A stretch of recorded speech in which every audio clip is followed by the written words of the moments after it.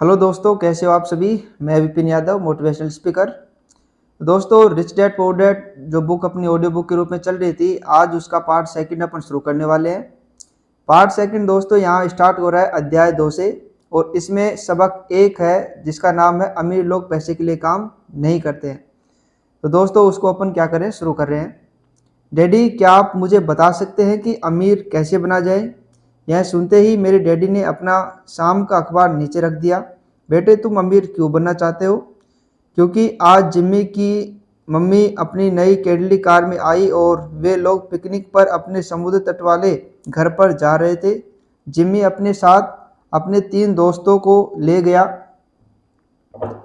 परंतु माइक और मुझे नहीं ले गया। उसने हमसे यह कहा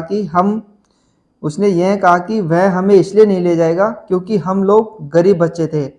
उसने ऐसा कहा? डैडी ने अविश्वास से पूछा। हाँ, बिल्कुल ऐसा, मैंने दर्द भरी आवाज में कहा। डैडी ने अपना सिर हिलाया, नाक तक चश्मे को चढ़ाया और फिर अखबार पढ़ने लगे। मैं उनके जवाब का इंतजार करता रहा। यह 1956 की बात है, जब मैं 9 साल का था।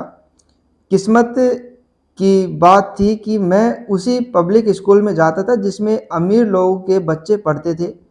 हम शुगर प्लांटेशन के कस्बे में रहते थे। प्लांटेशन के मैनेजर और कस्बे के बाकी अमीर लोग जैसे डॉक्टर, बिजनेसमैन और बैंकर अपने बच्चों को पहली क्लास से 6ठी क्लास तक इसी स्कूल में भेजते थे। 6ठी क्लास के बाद बच्चों को प्राइवेट स्कूल में भेजा जाता था। अगर मेरा परिवार सड़क के दूसरे छोर पर रह रहा होता तो मुझे अलग तरह के स्कूल में भेजा जाता जहां मेरे जैसे परिवारों के बच्चे पढ़ते थे। 6ठी क्लास के बाद इन बच्चों की तरह मैंने भी पब्लिक, इंटरमीडिएट और हाई स्कूल किया होता, क्योंकि उनकी ही तरह मेरे लिए भी प्राइवेट स्कूल में जाना संभव नहीं था। मेरे डैडी ने आखिर अखबार को रख दिया। मुझे पता था कि वे क्या सोच रहे थे। उन्होंने धीमे से शुरुआत की। अगर तुम अमीर बनना चाहते हो तो तुम्हें पैसा बनाना सीखना चाहिए। मैंने पूछा, मैं पैसे बनाना किस तरह सीख सकता हूँ।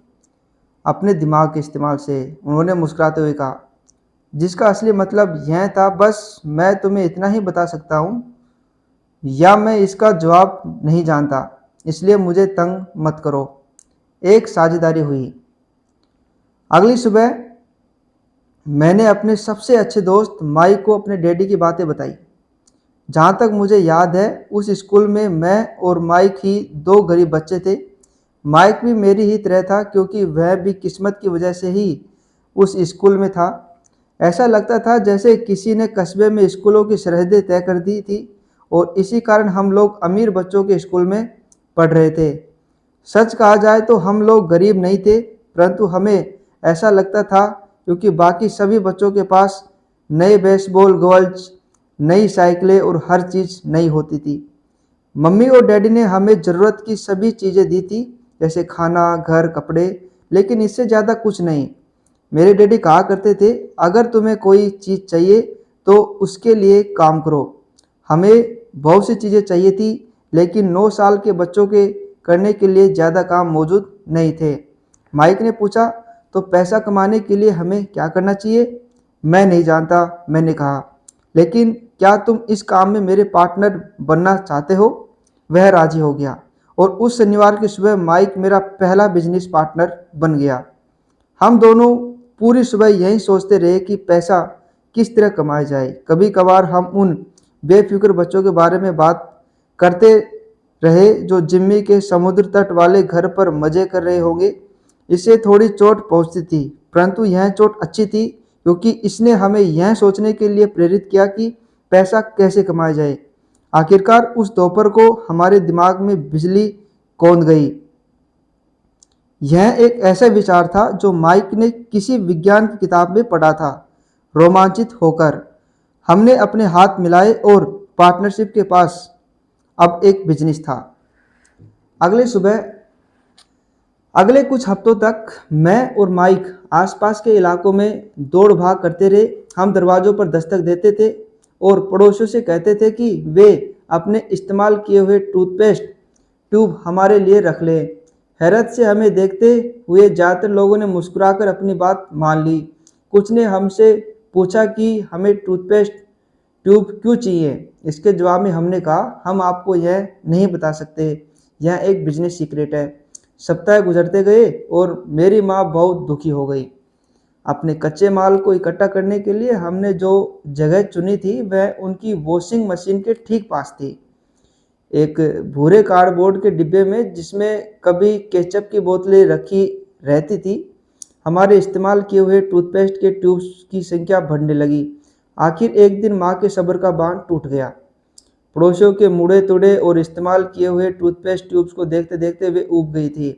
उन्होंने पूछा, तुम लोग कर क्या रहे हो? और मैं यह नहीं सुनना चाहती कि यह एक बिजनेस सीक्रेट है। इस कचरे को साफ कर दो या मैं इसे उठाकर बाहर फेंक देती हूँ। माइक और मैंने उनके हाथ पैर जोड़े और उन्हें यह बताया कि जल्दी ही हमारा कच्चा माल पर्याप्त जमा हो जाएगा और फिर हम उत्पादन शुरू कर देंगे। हमने उन्हें बताया कि हम कुछ पड़ोसियों का इंतजार कर रहे थे ताकि वे अपने टूथपेस्ट के ट्यूब्स खत्म कर लें। माँ ने हमें 1 हफ्ते की मोहलत और दे दी।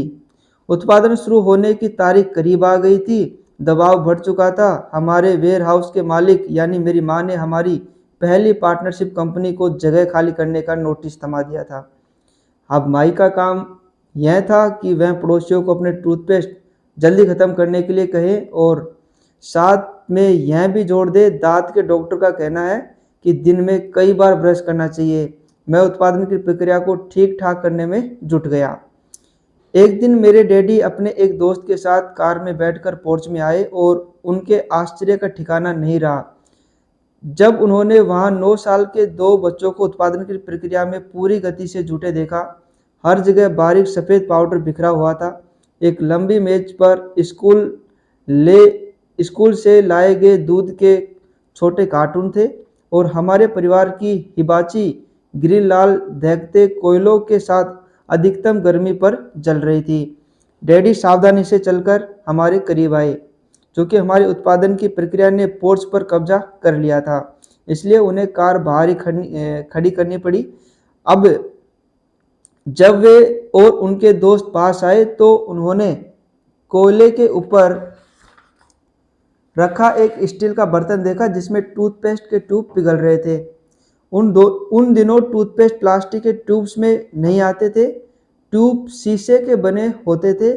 एक बार पेंट जल जाने पर हम ट्यूब्स को स्टील के बर्तन में डाल देते थे ताकि वह पिघलकर द्रव रूप में आ सके।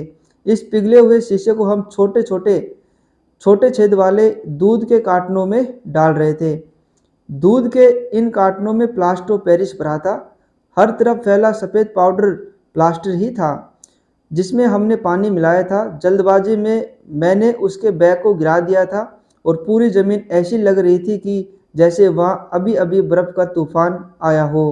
दूध के कार्टन भारी बक्से थे जिसके भीतर प्लास्टर पेरिस के सांचे थे।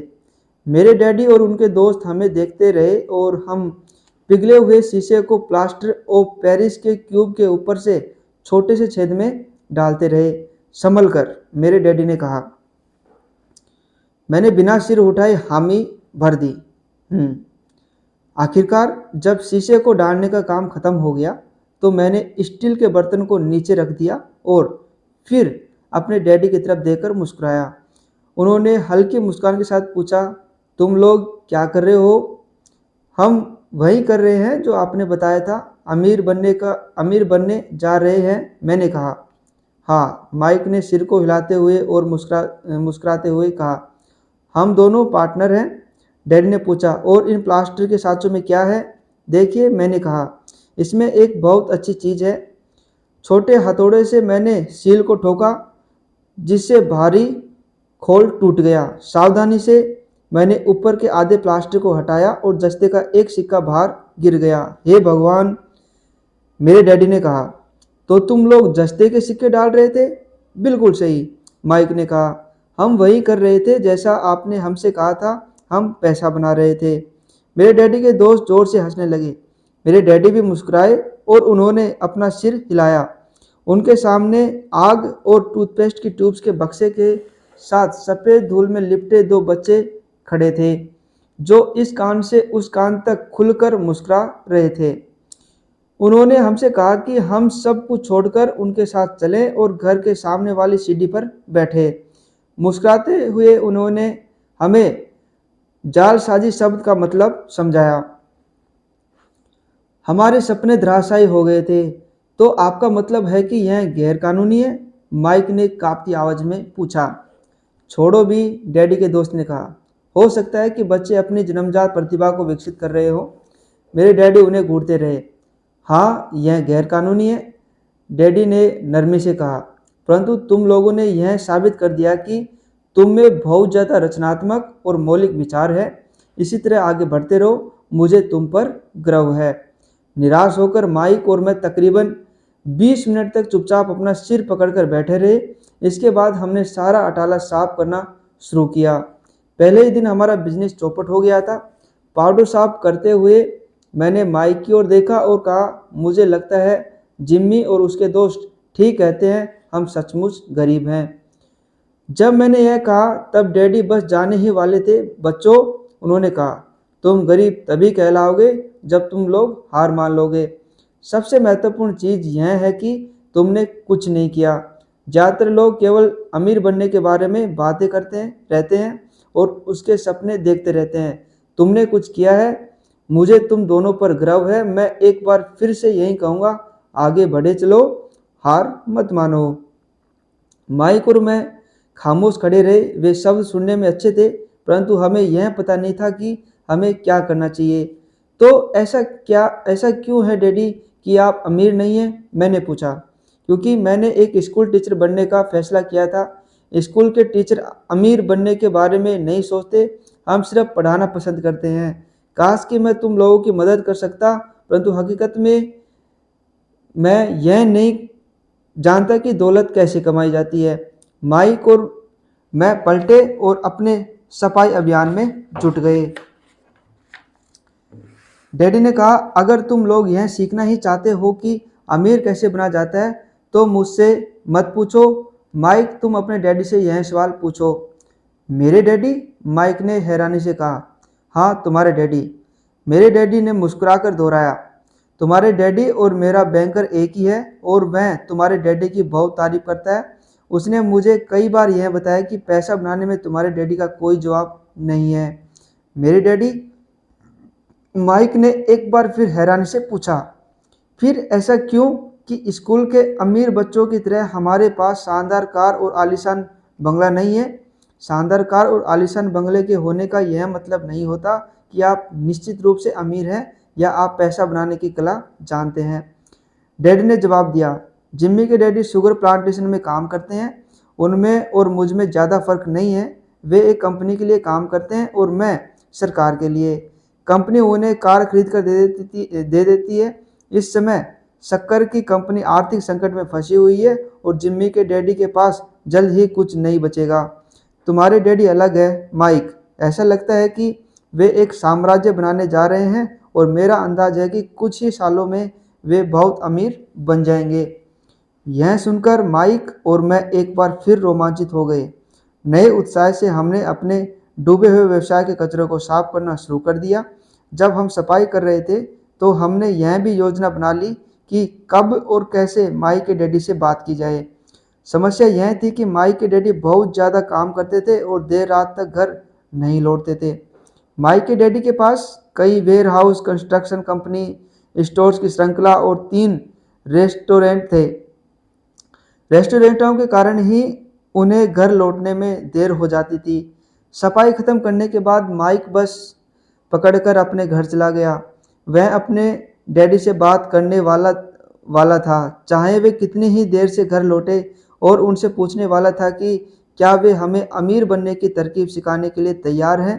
माइक ने मुझसे वादा किया कि जैसे ही वह अपने डैडी से बात कर लेगा वह मुझे फ़ोन करेगा, चाहे कितनी ही देर क्यों न हो जाए। फ़ोन रात को 8:30 बजे आया। ओके, अगले शनिवार, मैंने कहा और फ़ोन रख दिया। माइक के डैडी माइक और मुझसे मिलने के लिए तैयार हो गए थे। शनिवार की सुबह 7:30 बजे मैंने शहर के दूसरे हिस्से में जाने के लिए बस पकड़ी और सबक शुरू हुए। मैं तुम्हें 1 घंटे के 10 सेंट दूंगा। 1956 की तनख्वाह के हिसाब से भी 10 सेंट प्रति घंटे का वेतन कम था।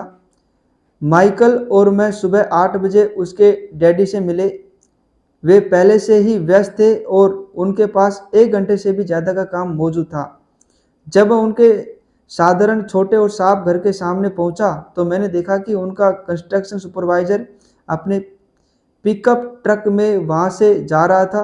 माइक मुझे दरवाजे पर ही मिल गया। डैडी अभी फ़ोन पर है और उन्होंने कहा कि हम लोग पीछे के पोर्च में उनका इंतज़ार करें। माइक ने दरवाज़ा खोलते हुए कहा।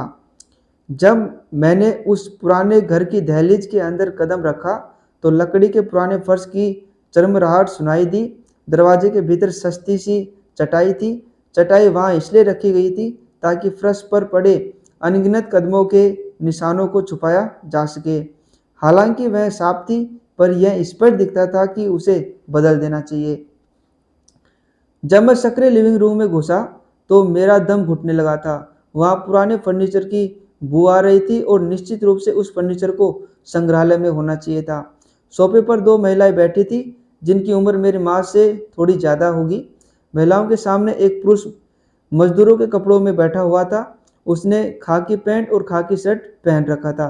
हालांकि कपड़े साफ और प्रेस किए हुए थे, परंतु उनमें स्टार्च नहीं किया गया था। उस आदमी की उम्र मेरे डैडी से लगभग 10 साल ज़्यादा होगी, शायद 45 साल। जब मैं और माइक उनके पास से गुजरते हुए किचन की तरफ गए जहाँ से पोर्च का रास्ता था तो वे मुस्कुराए। मैं भी जवाब में शर्मा कर मुस्कुरा दिया। ये लोग कौन है? मैंने पूछा। अरे ये डैडी के लिए काम करते हैं। बूढ़ा व्यक्ति उनके वेयर हाउसों को संभालता है और महिलाएं रेस्टोरेंटों की मैनेजर है। और तुमने उस कंस्ट्रक्शन सुपरवाइजर को तो देखा ही होगा जो यहाँ से 50 मील दूर एक सड़क परियोजना पर काम कर रहा है। उनका दूसरा सुपरवाइजर जो बहुत से घर बना रहा है वह तुम्हारे आने के पहले ही जा चुका है। क्या ऐसा हमेशा ही होता है? मैंने पूछा। हमेशा तो नहीं, पर अक्सर ऐसा ही होता है, माइक ने कहा और मेरे पास अपनी कुर्सी खींचते हुए वह मुस्कुराया। मैंने उनसे पूछा था कि क्या वे हमें पैसा बनाना सिखाएंगे। माइक ने मुझे बताया। अच्छा, और उन्होंने इसका क्या जवाब दिया? मैंने सावधानीपूर्ण उत्सुकता से पूछा। पहले तो उनके चेहरे पर हंसी आई, पर फिर कुछ सोचकर उन्हें कहा कि वे हमारे सामने एक ऑफर रखेंगे। अच्छा, मैंने कहा और अपनी कुर्सी की पीठ दीवार से टिका ली। मैं वहाँ कुर्सी के पिछले 2 पैरों के सहारे टिका बैठा रहा।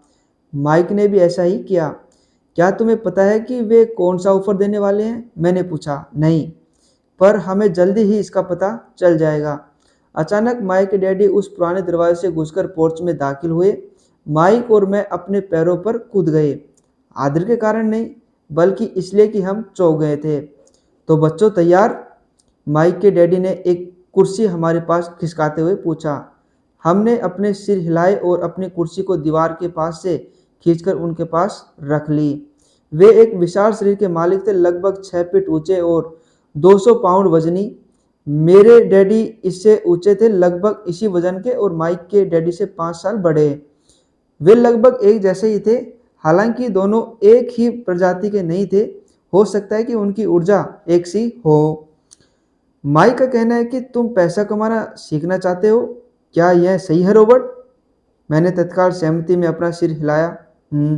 हालांकि मुझे थोड़ा सा डर भी लग रहा था। उनके शब्दों और मुस्कुराहट के पीछे बहुत ताकत थी। अच्छा, यह रहा मेरा ऑफर। मैं तुम्हें सिखाऊंगा, लेकिन मैं ऐसा क्लासरूम की शैली में नहीं करूंगा। अगर तुम मेरे लिए काम करोगे तो उसके बदले में मैं तुम्हें सिखाऊंगा। तुम मेरे लिए काम नहीं करोगे तो मैं तुम्हें नहीं सिखाऊंगा। अगर तुम काम करते हो तो मैं तुम्हें ज़्यादा तेज़ी से सिखा सकता हूँ, और अगर तुम सिर्फ बैठकर मेरी बातें सुनते हो जैसा कि तुम लोग स्कूल में करते हो तो इससे मेरा समय बर्बाद होगा। यह मेरा ऑफर है, इससे या तो मान लो या फिर वापस लौट जाओ। क्या मैं आपसे पहले एक सवाल कर सकता हूँ? मैंने पूछा। नहीं, इसे या तो मान लो या फिर वापस लौट जाओ। मेरे पास बर्बाद करने के लिए फालतू समय नहीं है। अभी ढेर सा काम पड़ा हुआ है। अगर तुम में तत्काल फैसला करने की क्षमता नहीं है तो तुम कभी पैसे कमाना नहीं सीख पाओगे। मौके आते हैं और चले जाते हैं, इसलिए तत्काल निर्णय लेने की क्षमता एक महत्वपूर्ण कला है। तुमने जैसा चाहा था वैसा एक मौका तुम्हारे सामने मौजूद है। अगले 10 सेकंड में या तो पढ़ाई शुरू हो जाएगी या फिर यह हमेशा के लिए ख़त्म हो जाएगी। माइक के डैडी ने चिढ़ाने वाली मुस्कुराहट के साथ कहा। मंजूर, मैंने कहा। मंजूर, माइक ने कहा। बहुत बढ़िया, माइक के डैडी ने कहा। 10 मिनट में मिसेज मार्टिन आ जाएगी। उनसे बात करने के बाद मैं तुम्हें उनके साथ भेज दूंगा और तुम लोगों का काम शुरू हो जाएगा। मैं तुम्हें हर घंटे के 10 सेंट दूंगा और तुम हर शनिवार 3 घंटे काम करोगे। पर आज तो मेरा सॉफ्टबॉल का मैच है, मैंने कहा। माइक के डैडी ने अपनी आवाज़ को धीमा परंतु कड़क करके कहा। या तो मान लो या फिर वापस लौट जाओ। मान लिया, मैंने जवाब दिया। सॉफ्टबॉल खेलने के बजाय काम करने और सीखने का विकल्प चुनने में ही समझदारी थी। 30 सेंट बाद शनिवार की खुशनुमा सुबह 9 बजे माइक और मैं मिसेज मार्टिन के साथ काम कर रहे थे। वे एक दयालु और धैर्यवान महिला थी। वे हमेशा कहा करती थी कि माइक और मुझे देखकर उन्हें अपने दोनों बच्चों की याद आ जाती है जो अब बड़े हो गए थे तथा दूर चले गए थे। हालांकि वे दयालु थी, परंतु वे कड़ी मेहनत में विश्वास करती थी और इसलिए वे हमें हमेशा काम में जुटाए रखती थी। वे बहुत कड़क मैनेजर थी। हम 3 घंटे तक डिब्बाबंद सामानों को शेल्फ पर उतारते थे, उनकी धूल साफ करते थे और फिर उन्हें करीने से जमाते थे। यह बड़ी मेहनत का काम था और बोरियत भरा भी। माइक के डैडी को मैं अपना अमीर डैडी कहता हूँ। उनके पास इस तरह के 9 सुपरेट्स थे जहाँ पार्किंग के लिए बहुत सी जगह थी। 7 से 11 कन्वेंशियंस स्टोर्स के शुरुआती संस्करण थे। पड़ोस के जनरल स्टोर जहां लोग दूध, ब्रेड, बटर और सिगरेट जैसी चीज़ें खरीदते हैं। समस्या यह थी कि हवाई में एयर कंडीशनिंग नहीं थी और गर्मी के कारण स्टोर्स अपना दरवाज़ा बंद नहीं कर सकते थे। स्टोर के दोनों ओर दरवाज़ों को पूरा खुला रखा जाता था ताकि सड़क और पार्किंग की जगह सामने दिखती रहे। जब भी कोई कार पार्किंग में आती थी तो उसके साथ धूल का गुब्बार भी आता था जो स्टोर में घुसकर डिब्बों पर जम जाता था। इसलिए हम लोगों की नौकरी तभी तक चलती जब तक कि एयर कंडीशनिंग नहीं हो जाती। 3 हफ्तों तक माइक और मैं मिसेज मार्टिन के पास जाकर 3 घंटे तक काम करते रहे। दोपहर तक हमारा काम खत्म हो जाता था और वे हम में से हर एक के हाथ में 3 छोटे सिक्के डाल देती थी। उस समय 50 के दशक में 9 साल की उम्र में भी 30 सेंट कमाने में कोई खास खुशी नहीं होती थी। तब कॉमिक्स की कीमत 10 सेंट हुआ करती थी। इसलिए मैं अपनी कमाई को कॉमिक्स पर खर्च कर देता था और घर लौट जाता था। चौथे हफ्ते के बुधवार तक मैंने काम छोड़ने का मन बना लिया था। मैं सिर्फ इसलिए काम करने के लिए तैयार हुआ था क्योंकि मैं माइक के डैडी से पैसा कमाना सीखना चाहता था। इसलिए मैं 10 सेंट प्रति घंटे की गुलामी कर रहा था और सबसे बड़ी बात तो यह थी कि उस पहले शनिवार के बाद से मैंने माइक के डैडी को देखा तक नहीं था। मैं काम छोड़ रहा हूँ, मैंने लंच के समय माइक से कहा। स्कूल लंच बड़ा निराशाजनक था। स्कूल भी उबाऊ था और अब तो मेरे पास शनिवार भी नहीं थे जिसका मैं इंतज़ार कर सकूं। परंतु 30 सेंट के कारण मुझे धक्का पहुंचा था। इस बार माइक मुस्कुराया। तुम किस बात पर हंस रहे हो? मैंने गुस्से और कुंठा से पूछा। डैडी ने कहा था कि ऐसा ही होगा।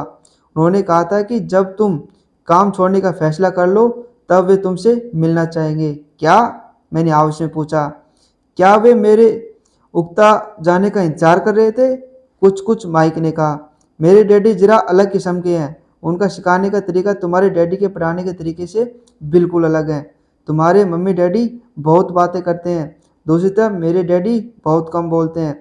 तुम सिर्फ इस शनिवार तक इंतजार कर लो, मैं उन्हें बता दूंगा कि तुमने काम छोड़ने का फैसला कर लिया है। इसका मतलब यह है कि वे मेरे साथ नाटक खेला गया है? नहीं, ऐसा नहीं हुआ है, पर शायद हो सकता है। डैडी शनिवार को इसके बारे में समझाएंगे। शनिवार को लाइन में लगकर इंतजार करते हुए मैं उनका सामना करने के लिए तैयार था। यहाँ तक कि मेरे असली डैडी भी उनसे नाराज़ थे। मेरे असली डैडी, जिन्हें मैं गरीब डैडी कहता हूँ, यह मानते थे कि मेरे अमीर डैडी बाल श्रम कानूनों का उल्लंघन कर रहे थे और इस पूरे मामले की जांच होनी चाहिए। मेरे पढ़े लिखे डैडी ने मुझसे यह कहा कि मैं सही तनख्वाह मांगूँ, कम से कम 25 सेंट प्रति घंटा।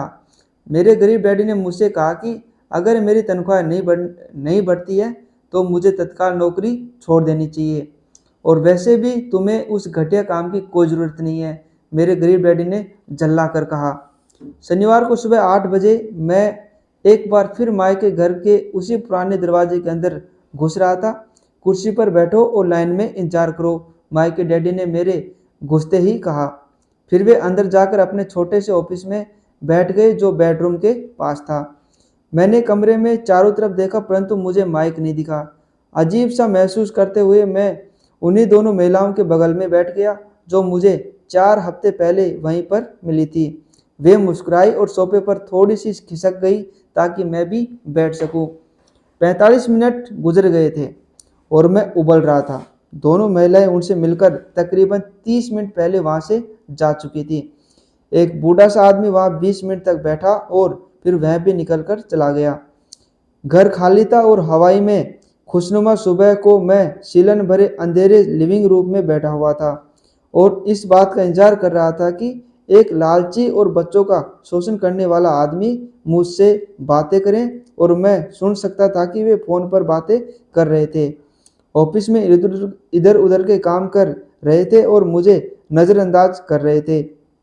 मेरी इच्छा तो हो रही थी कि मैं उस घमंडी आदमी से बिना मिले ही घर लौट जाऊं, पर किसी वजह से मैं रुक गया। आखिर 15 मिनट बाद ठीक 9 बजे अमीर डैडी अपने ऑफिस से बाहर निकले। बिना कुछ कहे उन्होंने हाथ से मुझे इशारा किया कि मैं उनके दड़बे नुमा ऑफिस में आ जाऊं। अमीर डैडी ने अपनी ऑफिस कुर्सी पर बैठते हुए कहा, या तो तुम्हारी तनख्वाह बढ़ाई जाए या तुम काम छोड़ रहे हो, है ना? हाँ, समझौते के मुताबिक आप अपनी शर्त पूरी नहीं कर रहे हैं, मैंने लगभग आंसुओं से भीगे स्वर में कहा। 9 साल के बच्चे के लिए एक वयस्क का सामना करना बहुत ज़्यादा डरावना था। आपने कहा था कि अगर मैं आपके लिए काम करूँगा तो आप मुझे पैसा कमाना सिखाएंगे। अपनी तरफ से मैंने आपके लिए काम किया, मैंने कड़ी मेहनत की इस काम के लिए, मैंने अपने बेसबॉल गेम की भी कुर्बानी दी है और अब आप अपने वादे से मुकर रहे हैं। आपने मुझे कुछ भी नहीं सिखाया है, आप धोखेबाज हैं जैसा शहर के सभी लोग कहते हैं। आप लालची हैं, आप केवल पैसा कमाना चाहते हैं और अपने कर्मचारियों का बिल्कुल ध्यान नहीं रखते। आपने मुझे इतनी देर तक बाहर बैठाए रखा और मेरी जरा सी भी इज्जत नहीं की। मैं एक छोटा सा बच्चा हूँ और आपको मेरे साथ इससे बेहतर बर्ताव करना चाहिए था। अमीर डैडी अपनी कुर्सी पर पीछे झुक गए। अपने हाथों को ठुड्डी तक लाकर उन्होंने मुझे घूरा। ऐसा लग रहा था जैसे वे मेरा विश्लेषण कर रहे थे। बुरा नहीं है, उन्होंने कहा। 1 महीने से भी कम समय में तुम वही भाषा बोल रहे हो जो मेरे ज़्यादातर कर्मचारी बोलते हैं। कहा, क्या? मैंने पूछा। मैं समझ नहीं पा रहा था कि वे क्या कह रहे थे और इसलिए मैंने अपना दुखड़ा रोना चालू रखा। मुझे लगता था कि आप अपने वादे पर कायम रहेंगे और मुझे कुछ सिखाएंगे। इसके बजाय आप तो मुझ पर अत्याचार करना चाहते हैं। यह तो जुल्म है, सरासर जुल्म। मैं तुम्हें सिखा तो रहा हूँ, अमीर डैडी ने धीमी आवाज़ में कहा। आपने मुझे क्या सिखाया है? कुछ भी नहीं, मैंने गुस्से से कहा। एक बार मैं चंद सिक्कों में काम करने के लिए तैयार हो गया, उसके बाद तो आपने मुझसे बात तक नहीं की। 10 सेंट प्रति घंटे, मैं आपकी शिकायत सरकार से करूँगा। हमारे देश में भी बाल श्रम कानून है, आप तो जानते ही हैं कि मेरे डैडी सरकार के लिए काम करते हैं। शाबाश, अमीर डैडी ने कहा। अब तुम उन ज़्यादातर लोगों की भाषा बोल रहे हो जो कभी मेरे लिए काम करते थे। वे लोग जिन्हें या तो मैंने नौकरी से निकाल दिया है या जिन्होंने खुद मेरी नौकरी छोड़ दी है। तो इस बारे में आपको क्या कहना है? मैंने पूछा और मुझे यह लग रहा था कि कम उम्र के बावजूद मैं बहादुरी से बातें कर रहा था। आपने मुझसे झूठ बोला, मैंने आपके लिए काम किया और आपने अपना वादा पूरा नहीं किया। आपने मुझे कुछ भी नहीं सिखाया। कौन कहता है कि मैंने तुम्हें कुछ नहीं सिखाया है? मेरे अमीर डैडी ने शांति से कहा। मैंने 3 हफ्ते तक काम किया और इस बीच आपने सिखाना तो दूर दूर रहा, मुझसे कभी बात तक नहीं की। मैंने व्यंग भरे अंदाज में कहा, क्या सिखाने का मतलब केवल भाषण या बातचीत ही होता है? अम्मी डैडी ने पूछा। और क्या, मैंने जवाब दिया। इस तरह से वे तुम्हें स्कूल में सिखाते हैं, उन्होंने मुस्कुराकर कहा, परंतु जिंदगी तुम्हें इस तरह नहीं सिखाती। और मेरा यह मानना है कि जिंदगी सबसे बढ़िया टीचर होती है। ज़्यादातर वक्त ज़िंदगी आपसे बातें नहीं करती, यह एक तरह से आपको धक्का देती है। हर धक्के के जरिए ज़िंदगी आपसे कहती है, जाग जाओ, मैं तुम्हें कुछ सिखाना चाहती हूँ। यह आदमी कैसी बेसिर पैर की बातें कर रहा है? मैंने अपने आप से पूछा। ज़िंदगी अगर मुझे धक्का देती तो इसका मतलब यह है कि ज़िंदगी मुझसे बातें करती है। अब मैं जान चुका था कि मुझे यह काम तत्काल छोड़ देना चाहिए। मैं किसी ऐसे आदमी से बातें कर रहा था जो पागल था और जिसे ताले में बंद रखने की ज़रूरत थी। अगर तुम ज़िंदगी के सबक सीखते हो तो इससे तुम्हें बहुत ज़्यादा फ़ायदा होगा। अगर तुम ऐसा नहीं करते हो तो ज़िंदगी तुम्हें लगातार धक्के देती रहेगी। लोग दो चीज़ें करते हैं, कुछ लोग ज़िंदगी के धक्कों को सहन करते चले जाते हैं, बाकी लोग गुस्सा हो जाते हैं और ज़िंदगी को धक्का दे देते हैं। परंतु वे धक्का देते हैं अपने बॉस को, अपने काम को, अपनी पत्नी या पति को। वे यह नहीं जानते कि ज़िंदगी उन्हें धक्का दे रही है। मैं नहीं जानता था कि वे किस बारे में बात कर रहे थे। ज़िंदगी हम सबको धक्के मारती है। कुछ लोग हार मान लेते हैं, बाकी के लोग लड़ते हैं। कुछ लोग सबक सीख लेते हैं और आगे बढ़ जाते हैं। वे ज़िंदगी के धक्कों का स्वागत करते हैं। इन गिने चुने लोगों के लिए इसका यह मतलब होता है कि उन्हें कुछ नया सीखना चाहिए। वे सीखते हैं और आगे बढ़ जाते हैं। ज़्यादातर लोग छोड़ देते हैं और कुछ लोग तुम्हारी तरह लड़ते भी हैं। अम्मी डैडी खड़े हो गए और उन्होंने टूटी फूटी खिड़की को बंद कर दिया। अगर तुम यह सबक सीख लेते हो तो तुम एक समझदार, अमीर और एक सुखी युवक बन सकते हो। अगर तुम यह नहीं सीखते हो तो तुम जिंदगी भर अपनी समस्याओं के लिए अपनी नौकरी, कम तनख्वाह या अपने बॉस को कोसते रहोगे। तुम हमेशा ऐसे बड़े मौके की उम्मीद करते रहोगे जो आए और तुम्हारी आर्थिक समस्याओं को सुलझा दें। अम्मी डैडी ने मेरी तरफ देखा कि क्या मैं अब भी उनकी बातें सुन रहा हूँ। उनकी आंखें मेरी आंखों से मिली। हम एक दूसरे की तरफ देखते रहे और हमारी आंखों के बीच संप्रेषण की धाराएं बहने लगी।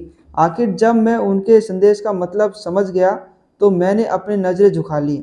मैं जान गया था कि वे सही थे। मैं उन्हें दोषी ठहरा रहा था, जबकि सीखने की जिद मेरी ही थी। मैं फालतू में ही लड़ रहा था। अम्मी डैडी ने आगे कहा, अगर आप इस तरह के आदमी हैं जिसमें हिम्मत नहीं है तो आप ज़िंदगी के हर थपेड़े के सामने हार मान जाते हैं। अगर आप इस किस्म के आदमी हैं तो आप ज़िंदगी भर सुरक्षित खेल खेलते रहेंगे, सही चीज़ें करते रहेंगे और किसी ऐसे वक्त का इंतज़ार करते रहेंगे जो आने वाला नहीं है, और फिर आप एक बोरिंग बुड्ढे की तरह मर जाएंगे। आपके बहुत से दोस्त होंगे जो आपकी सिर्फ इसलिए तारीफ करेंगे क्योंकि आप एक मेहनती और भले आदमी थे। आपने अपनी ज़िंदगी सुरक्षित खेल खेलने और सही चीज़ें करने में गुजार दी। परंतु सच बात तो यह है कि आपने ज़िंदगी के थप्पड़ों के सामने घुटने टेक दिए हैं। आप खतरा मोल लेने की कल्पना तक से डरते थे। हकीकत में तो आप जीतना चाहते थे, परंतु आपके लिए हारने का डर जीतने के रोमांच से ज़्यादा ताकतवर साबित हुआ। अंदर से आप और केवल आप जान पाएंगे कि आपने कभी जीतने की कोशिश नहीं की। आपने सुरक्षित खेल खेलने का विकल्प चुना। हमारी नज़रें एक बार फिर मिली। 10 सेकंड तक हम एक दूसरे की तरफ देखते रहे और एक बार फिर मैंने तभी नज़रें हटाई जब मैं उनकी बात का मतलब समझ गया। आप मुझे धक्का दे रहे थे? मैंने पूछा। कुछ लोग ऐसा कह सकते हैं, अम्मी डैडी मुस्कुराए। मैं तो बस यही कहूँगा कि मैं तुम्हें ज़िंदगी का स्वाद चखा रहा था। कैसा स्वाद? मैंने पूछा। मैं अब भी गुस्सा था, परंतु अब मेरी जिज्ञासा भी जाग गई थी। अब मैं सीखने के लिए भी तैयार था। तुम दोनों ऐसे पहले लोग हो जिन्होंने मुझसे पैसा बनाने की कला सीखने का आग्रह किया। मेरे पास 150 से भी ज़्यादा कर्मचारी हैं, पर उनमें से एक ने भी मुझसे पैसा कमाने की कला के बारे में कभी नहीं पूछा। वे मुझसे नौकरी मांगते हैं, तनख्वाह मांगते हैं, परंतु पैसा बनाने की कला नहीं सीखना चाहते। तो ज़्यादातर लोग इसी तरह अपनी ज़िंदगी के सबसे बेहतरीन साल पैसे के लिए काम करने में बर्बाद कर देंगे और आखिर तक यह कभी समझ ही नहीं पाएंगे कि दरअसल वे किसके लिए काम कर रहे हैं। मैं पूरा ध्यान लगाकर उनकी बात सुनता रहा। तो जब माइक ने मुझसे कहा कि तुम पैसा कमाने की कला सीखना चाहते हो, तो मैंने एक ऐसा कोर्स तैयार किया जो असली ज़िंदगी के करीब था। मैं बोलते बोलते थक जाता, परंतु तुम कभी मेरी बात का मतलब नहीं समझ पाते। इसलिए मैंने यह फैसला किया कि तुम्हें ज़िंदगी के थपेड़ों का स्वाद चखा दिया जाए, ताकि तुम मेरी बात सुन भी सको और समझ भी सको। इसी कारण मैंने तुम्हें हर घंटे के 10 सेंट दिए थे। तो 10 सेंट प्रति घंटे काम करने के बाद मैंने क्या सबक सीखा? मैंने पूछा। यही कि आप घटिया हैं और अपने कर्मचारियों का शोषण करते हैं। अमीर डैडी अपनी कुर्सी पर पीछे की तरफ झुकते हुए जोर से हंसने लगे।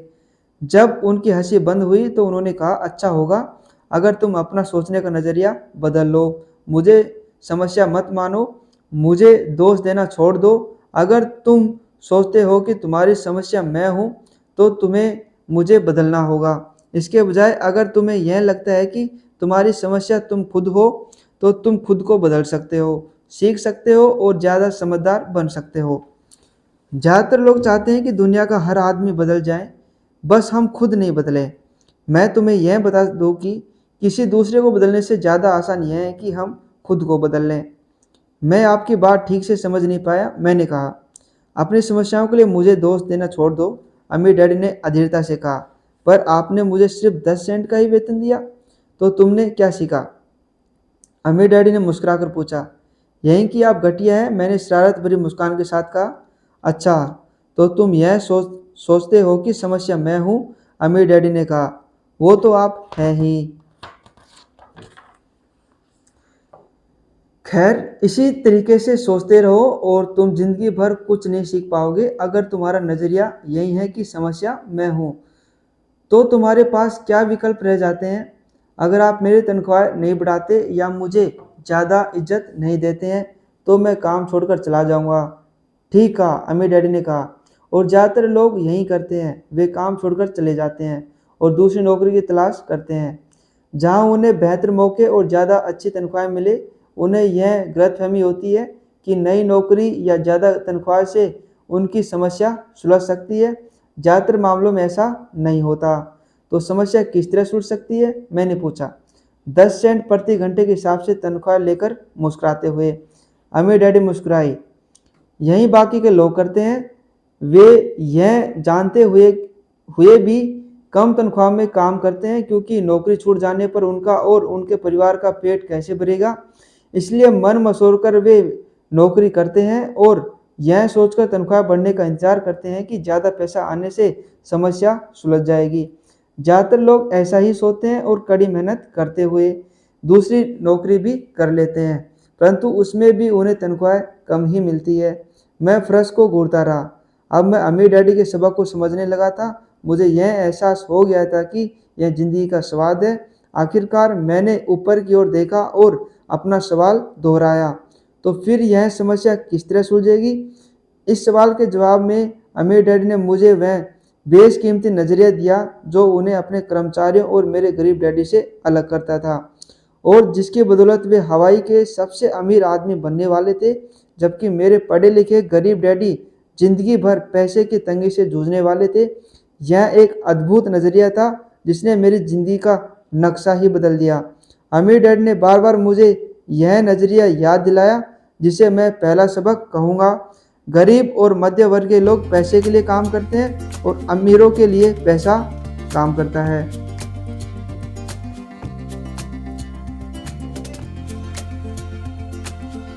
तो दोस्तों, आज के लिए इतना ही। अपन नेक्स्ट पार्ट 3 के अंदर दोस्तों यहीं से अपन शुरुआत करने वाले हैं कि गरीब और मध्य वर्ग के लोग पैसे के लिए काम करते हैं, अमीरों के लिए पैसा काम करता है। तो दोस्तों, आज के लिए इतना ही और थैंक्स फॉर लिसनिंग। आपका प्यार दोस्तों ऐसा ही बना रहे। Thank you.